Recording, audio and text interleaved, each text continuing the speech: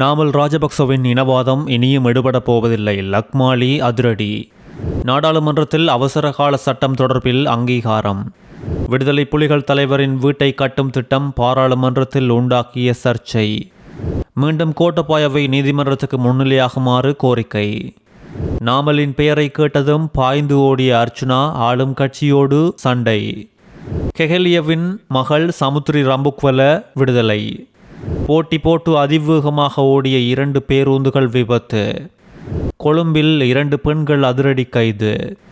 தொடர்ச்சியாக செய்திகளை தெரிந்து கொள்ள நியூஸ்1 அப்டேட் சேனலை சப்ஸ்கிரைப் செய்யுங்கள். நாடாளுமன்றத்தில் ஆளும் கட்சி எம்பி லக்மாலி ஹேமச்சந்திரா ஸ்ரீலங்கா பொதுஜன பெரமுன கட்சியின் தேசிய அமைப்பாளர் நாமல் ராஜபக்ச மேல் கடும் விமர்சனத்தை கொட்டியுள்ளார். நாமல் ராஜபக்ச இனத்திற்காகவும் மதத்திற்காகவும் முன்னிலை வகிக்கும் அரசியல்வாதியாக தன்னை சித்தரிக்க முயற்சி செய்கின்றார் என்றும், ஆனால் தெற்கில் வாக்கு கேட்டு சிங்கள மக்களின் ஆதரவோடு நாடாளுமன்றம் பெற துணிவில்லாத நாமல் இன்று வீரவசனம் பேசி மக்களை கூப்பிடுவதாக தெரிவித்துள்ளார். மக்களை பற்றி கதைப்பதற்கு நாமல் ராஜபக்சவுக்கு எந்த அருகதையும் இல்லை. நாட்டை நாசமாக்கிய ராஜபக்ச கூட்டமே இப்போது இனவாத அரசியலை முன்னெடுக்க நிற்கின்றது என்றும் இவர் தெரிவித்துள்ளார். சிங்கள பௌத்த மக்கள் நேர்மையான மக்கள் என்றும், ஆனால் சிங்கள பௌத்தர் என தன்னை சித்தரிக்கும் சில அரசியல்வாதிகள் ஊழல் மற்றும் மோசடிகளில் ஈடுபட்டுள்ளதாகவும் தெரிவித்துள்ளதோடு, நாமலின் இனவாத அரசியல் இனியும் எடுபடாது, இனவாதத்துக்கு இனி இடமில்லை என்று அதிரடியாக தெரிவித்துள்ளார். அவசரகால சட்டத்தை மேலும் நீடிக்க நாடாளுமன்றம் அங்கீகாரம் வழங்கியுள்ளது.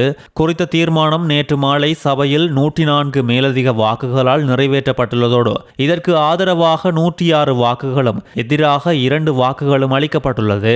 தமிழ் தேசிய மக்கள் முன்னணியின் தலைவரும் நாடாளுமன்ற உறுப்பினருமான கஜேந்திரகுமார் பொன்னம்பலம் அவசரகால சட்டத்தை மேலும் நீடிப்பது தொடர்பில் வாக்கெடுப்பை கோரியுள்ளார். சபையில் நேற்று மாலை ஆளும் தரப்பு வரிசையில் இருந்த 106 உறுப்பினர்களும் இந்த தீர்மானத்துக்கு ஆதரவாக வாக்களித்துள்ளனர். எதிரணி வரிசையில் அமர்ந்திருந்த கஜேந்திரகுமார் பொன்னம்பலம் மற்றும் செல்வம் அடைக்கலநாதன் இருவரும் இதற்கு எதிராக வாக்களித்துள்ளனர். பிரதான எதிர்க்கட்சியான ஐக்கிய மக்கள் சக்தி மற்றும் இலங்கை தமிழரசு கட்சி உள்ளிட்ட ஏனைய எதிர்க்கட்சிகள் வாக்களிப்பில் பங்கேற்கவில்லை.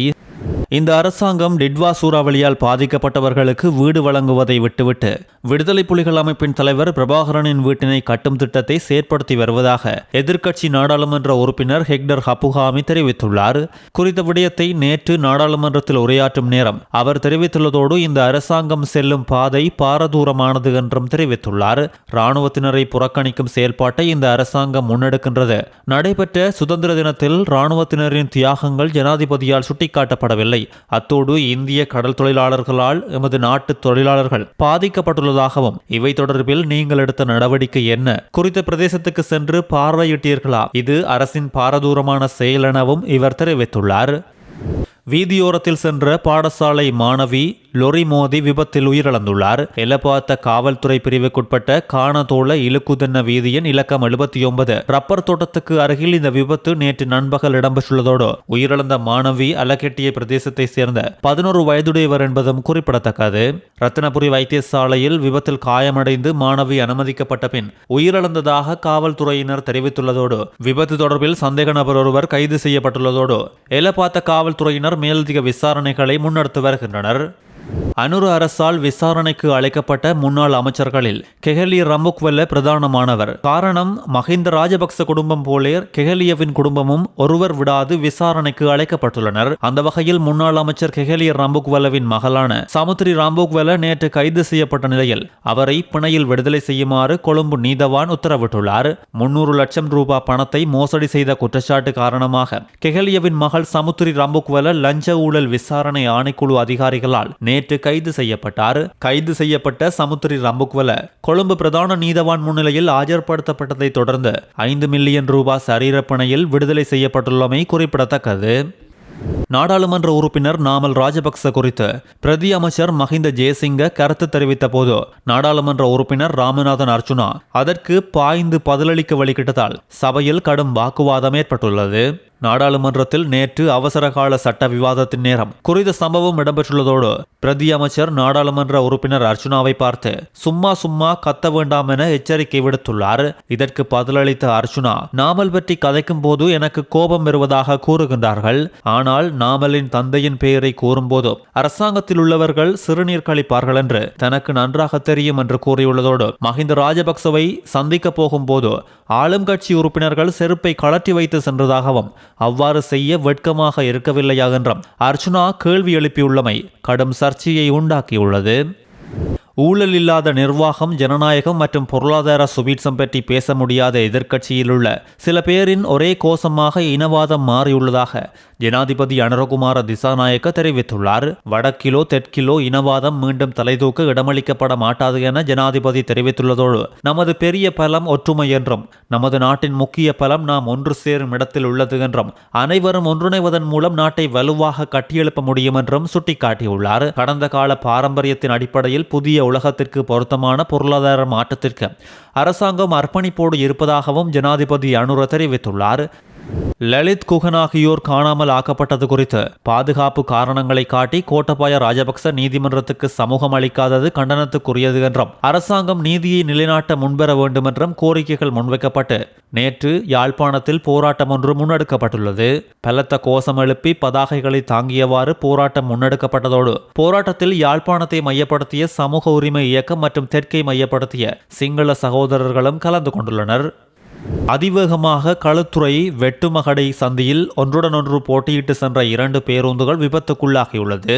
பேருந்து சாரதியொருவர் மீது போலீசாருக்கு வந்த சந்தேகத்தில் களுத்துறை போதனா வைத்தியசாலையின் சட்ட வைத்திய அதிகாரியிடம் முன்னிலைப்படுத்தப்பட்ட போது குறித்த சாரதி கஞ்சா போதைக்கு அடிமையாக இருந்தமை கண்டறியப்பட்டுள்ளதோடு குறித்த சாரதி களுத்துறை தெற்கு போலீசாரால் கைது செய்யப்பட்டுள்ளார். காலி பிரதேசத்தை சேர்ந்த 42 வயதுடைய சாரதியை இவ்வாறு கைது செய்யப்பட்டுள்ளார். சுங்க போதைப் பொருள் கட்டுப்பாட்டு பிரிவின் அதிகாரிகள் சட்டவிரோதமாக நாட்டுக்குள் கொண்டுவரப்பட்ட அலங்கார செடிகளோடு தாய்லாந்தின் பேங்காக்கிலிருந்து வந்த 2 இலங்கை பெண்களை இன்று காலை கைது செய்துள்ளனர். பல்லுயிர் கலாச்சாரம் மற்றும் தேசிய பாரம்பரிய பாதுகாப்பு பிரிவின் அதிகாரிகள் மற்றும் கட்டநாயக்க விமான நிலைய சுங்க அதிகாரிகள் குறித்த பெண்களை கைது செய்துள்ளனர். 2 பெண் சந்தேக நபர்களும் சுமார் 1 மில்லியன் ரூபாய் மதிப்புள்ள அலங்கார செடிகளை சட்டவிரோதமாக நாட்டுக்குள் கொண்டு வந்துள்ளதோடு கைது செய்யப்பட்ட சந்தேக நபர்கள் 45 மற்றும் 40 வயதுடையவர்கள் என்றும் கொழும்பு மற்றும் அதை சுற்றியுள்ள பகுதிகளில் வசிப்பவர்கள் என்றும் தெரிவிக்கப்பட்டுள்ளது. தாய்லாந்தின் பேங்காக்கிலிருந்து இன்று அதிகாலை 12:35 மணிக்கு கட்டுநாயக்க விமான நிலையத்துக்கு வந்திருந்தனர். 436 அலங்கார செடிகளை பொதிகளில் மறைத்து நாட்டுக்குள் சட்டவிரோதமாக கொண்டு வந்திருப்பது கண்டறியப்பட்டுள்ளதோடு குறித்த தாவரங்களை கொண்டு வருவதற்கு அவர்கள் விவசாய துறையிடமிருந்து முறையான இறக்குமதி அனுமதிகளை பெறவில்லை என்பதும் குறிப்பிடத்தக்கது. 2024 ஆண்டோடு பார்க்கும்போது 2025 ஆண்டில் பெருமளவிலான போதைப் பொருட்கள் மற்றும் ஆயுதங்களை கைப்பற்றியுள்ளதாக போலீஸ் மா அதிபர் பிரியந்த வீரசூரிய தெரிவித்துள்ளார். ஆயுத சோதனைகள் 2024 ஆண்டோடு ஒப்பிடுகையில் 2 மடங்கு போதைப்பொருள் சுற்றி வளைப்புகள் 3 மடங்கும் அதிகரித்துள்ளதாக தெரிவித்துள்ளார். போலீஸின் வரலாற்றில் இது மிக உயர்ந்த பதிவு என்று அவர் வலியுறுத்தியுள்ளதோடு குறைந்த எண்ணிக்கையிலான உத்தியோகத்தர்களின் அர்ப்பணிப்பு மற்றும் தொடர்ச்சியான கண்காணிப்பு காரணமாகவே சேவைத்திறன் உயர்மட்டத்தில் பேணப்பட்டதாகவும் போக்குவரத்து விதிமீறல்கள் மற்றும் குற்றப்புலனாய்வு நடவடிக்கைகள் 60% வரை அதிகரித்துள்ளதாக அவர் தெரிவித்துள்ளார்.